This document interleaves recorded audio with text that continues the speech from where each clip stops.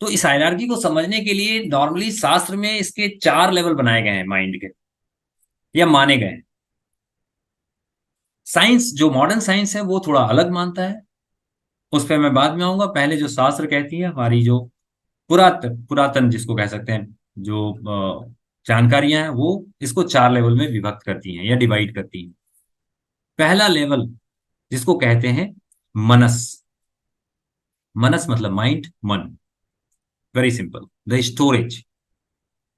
दूसरा लेवल है बुद्धि, यानी कि इंटेलेक्ट, जो हमने डेवलप किया है। बाकी स्पीसीज से ह्यूमन बीइंग क्यों अलग है, होमोसेपियंस क्यों अलग है? Because we have develop grey matter, जिसको हम बौद्धिक क्षमता कहते हैं। हमारे पास ही वो है, दुनिया में किसी स्पीसी के पास नहीं। इसीलिए हमने तीनों लोक को जीता है। यस और नो? कभी आपने सुना होगा शास्त्र में तीनों लोक के क्या कहते हैं उसको, जीतने वाले। इंद्रजीत को कहते थे, रावण को कहते थे, तीनों लोगों का स्वामी, लोगों का स्वामी। तो आज ह्यूमन जो है ना, वो तीनों लोगों का स्वामी है। अभी देख पा रहे हैं आप, भूगर्भ से हम हर चीज निकाल रहे हैं, चाहे जल हो, चाहे मिनरल्स हो, चाहे कुछ भी हो, जिसको हम पाताल कह सकते हैं। पाताल में मौजूद जो रिसोर्सेज हैं, उसको हम एक्सट्रैक्ट कर रहे हैं। जो अंतरिक्ष में मौजूद है रिसोर्सेज, उसको हम एक्सट्रैक्ट कर रहे हैं, उसको हम रिवील कर रहे हैं, उसको हम एक्सप्लोर कर रहे हैं। धरती में जो है उसका तो इस्तेमाल कर ही रहे हैं। तो ये बिकॉज ऑफ आवर बौद्धिक क्षमता और इंटेलेक्ट। सो अब इस बात को समझें कि इंटेलेक्ट हमारा दूसरा लेवल ऑफ माइंड है। तीसरा क्या है? अहंकारा। व्हाट इज अहंकारा? अभी देखो, अहंकारा बोलते ही इमीडिएटली मन में आएगा ईगो। अहंकारा द आइडेंटिटी। आइडेंटिटी, आपकी इनर सेल्फ इमेज, आपकी आपके बारे में क्या धारणा है। आप जब भी अपने आप के बारे में सोचते हैं तो क्या सोचते हैं? Who you are, that defines your बुद्धि, और दैट एक्चुअली कंट्रोल्स योर बुद्धि एंड मनस।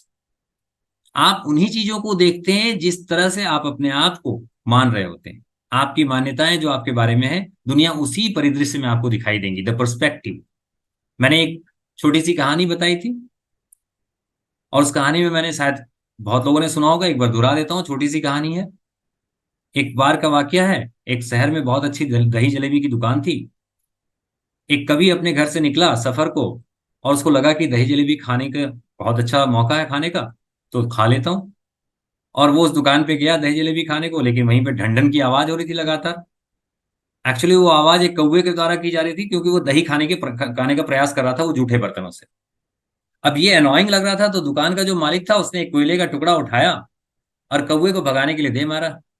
हुआ ये कि संयोग से वो कोयला कौवे को लग गया और वो गिरकर वहीं मर गया। अब वहां पे बैठा कवि हृदय थोड़ा कल्पित हुआ। वो दही जलेबी खाने के बाद उठा, और उस कौवे के ट्रिब्यूट के लिए उसने उस कोयले को उठाया और दीवार पे लिख दिया, काग दही पर जान गवायो। काग यानी कौआ, दही, कर्ड, पर जान गवायो। दही खाने के चक्कर में कौवे ने जान गंवा दी। अब ये फ्रेज लेकर वो कवि चला गया। थोड़ी देर बाद वहां पे एक मुनीम आ रहा था, जिसने थोड़ी देर पहले ही कुछ घोटाले किए थे, घपले किए थे, कुछ कागज में हेर फेर किया था, और उसकी नौकरी चली गई थी। अब वो कहता है, घर जाने से पहले थोड़ा मुंह मीठा कर लूं, क्योंकि मूड तो ऐसे ही खराब है, थोड़ा अच्छा फील हो। तो वो दही जलेबी खाने को चला गया। उसने उस फ्रेज को देखा, और देखते ही कहा, "अरे, ये तो किसी ने मेरे लिए लिखी है।" क्योंकि वो उस कागद ही पर जान गवायो को अपने हिसाब से पढ़ रहा था, कि कागद ही पर जान गवायो, देखो लिख के देख लो, यही निकलेगा, कागद ही पर जान गवायो। अब कागद, कागज का मतलब कागज। तो उसने कहा कि ये तो मेरे लिए लिखी है किसी ने, कितना बढ़िया, कैसे मेरे मन की बात इसने समझ ली।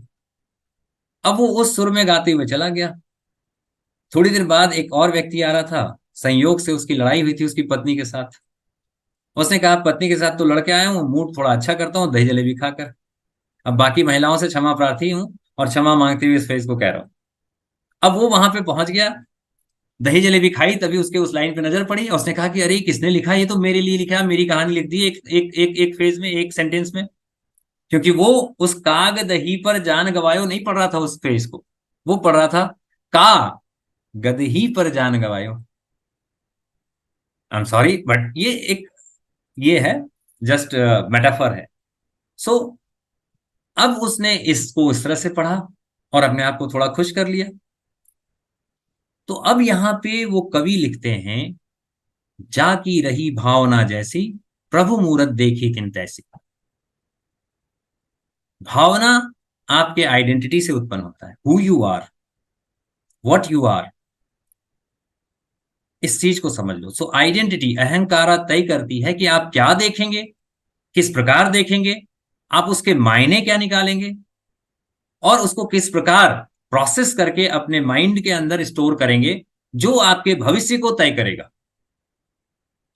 यही कारण है कि जो स्टूडेंट डल होता है बचपन में, वो लगातार डल ही रह जाता, क्योंकि रेफरेंस बन गए, उसकी आइडेंटिटी बन गई। और वो जब भी पढ़ाई की तरफ उसकी नजर जाती है तो उसको लगता है यार कर पाऊंगा कि नहीं कर पाऊंगा, डाउट जो कि मेरे मन में होती थी, और मैं एक एवरेज स्टूडेंट रह गया।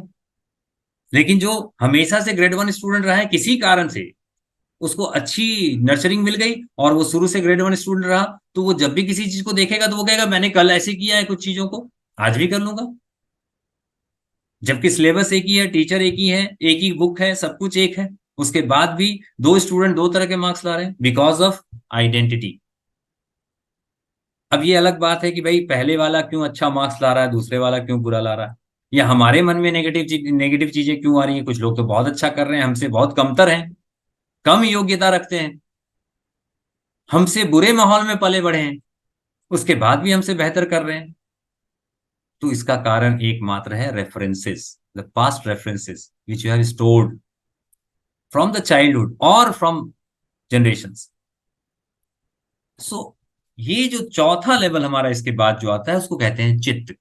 ये शास्त्र मानती है, मनस, बुद्धि, अहंकारा यानी आइडेंटिटी एंड चित्त, ये 4 लेवल है।